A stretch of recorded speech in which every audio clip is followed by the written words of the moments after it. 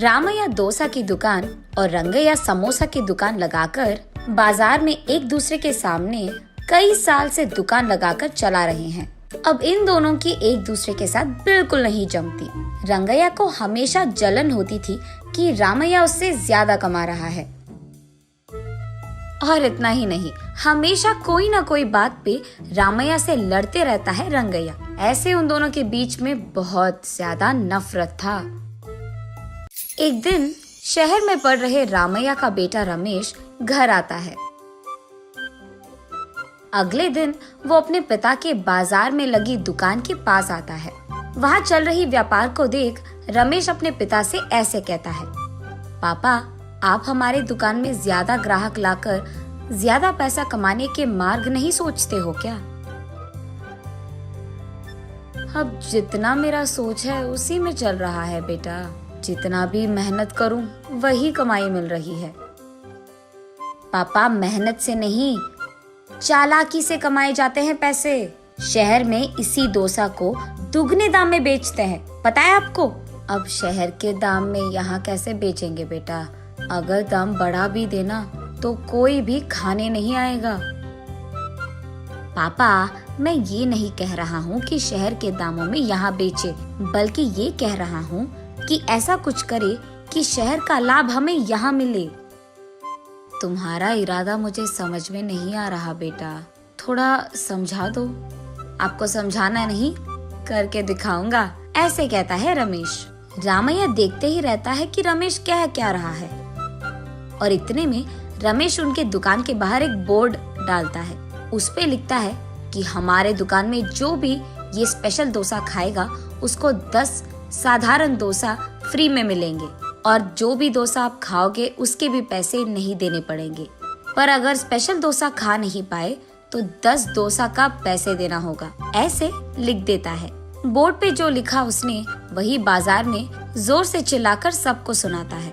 ये सुनकर बहुत लोग खुशी के मारे उनके दुकान पहुंच जाते हैं स्पेशल डोसा खाने। स्पेशल डोसा खाने के लिए मैं तैयार हूँ। नहीं नहीं, मैं तैयार हूँ। ऐसे सभी आपस में बहस करते हैं। तब रमेश उनके दुकान के बगल में एक बड़ा सा टेबल और चेयर लगाकर जो भी इस प्रतियोगिता में शामिल होना चाहते हैं उनको एक के बाद एक इस कुर्सी पे बैठना होगा, ऐसे कहता है।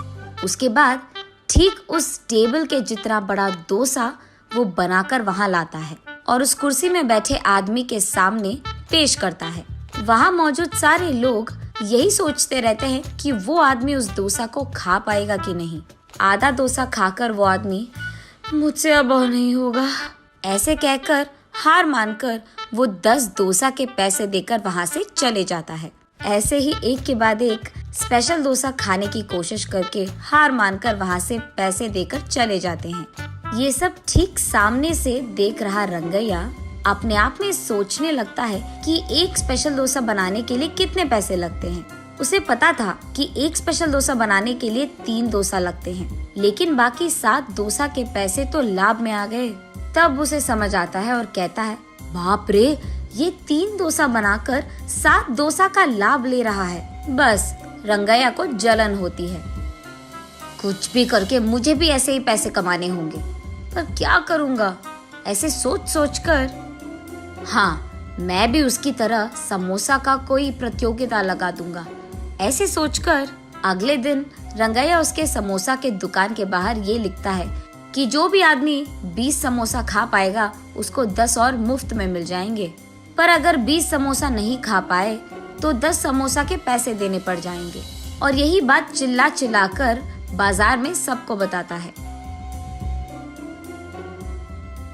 ये सुनकर बहुत सारे लोग रंगैया के दुकान आते हैं प्रतियोगिता में शामिल होने। जो लोग आते हैं उनमें से कई सारे आसानी से 20 समोसा खा लेते हैं और रंगैया के अनुसार ही वो 10 और मुफ्त में ले लेते हैं और वहाँ से चले जाते हैं। ये देख रंगैया को चक्कर आ जाता है। शाम से पहले ही आधे से ज्यादा समोसा खत्म हो जाते हैं। उसके बाद कई सारे लोग वहाँ पे आकर, हम भी खाएंगे समोसा, हमें भी दो, कहते हैं। इस कारण रंगैया को बहुत गुस्सा आ जाता है, इसीलिए वो उसके दुकान के सामने से बोर्ड हटा देता है। वो किसी को मुंह दिखाने लायक नहीं रहता है, इसीलिए बंडी को लेकर अपने घर की ओर बढ़ते रहता है। आज तो मैं 1 भी रुपए नहीं कमाया और उल्टा जो भी समोसे थे वो भी बेच दिया मुफ्त में। उसे चक्कर आकर वो नीचे गिर जाता है। आंखें खोलने पर रंगैया एक अस्पताल के बेड पर रहता है। उसके बगल में उसकी बीवी रहती है। मुझे क्या हुआ? मैं कहाँ हूँ? ऐसे पूछता है रंगैया। आपको चक्कर आकर नीचे गिर गए थे, कोई अजनबी आपको यहाँ छोड़ गया, ऐसे कहती है रंगैया की पत्नी।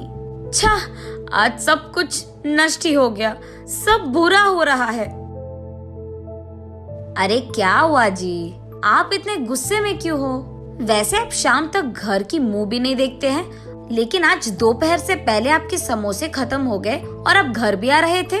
इसलिए वो जो कुछ भी हुआ अपने बीवी को समझाता है। हाय भगवान, मेरा मूर्ख पति, आप बस ये सोच रहे थे कि कितने डोसे बेचने पर उनको कितना लाभ मिल रहा है, लेकिन आपने एक बार भी ये नहीं सोचा कि कितने समोसे बेचने में आपको कितना लाभ आएगा।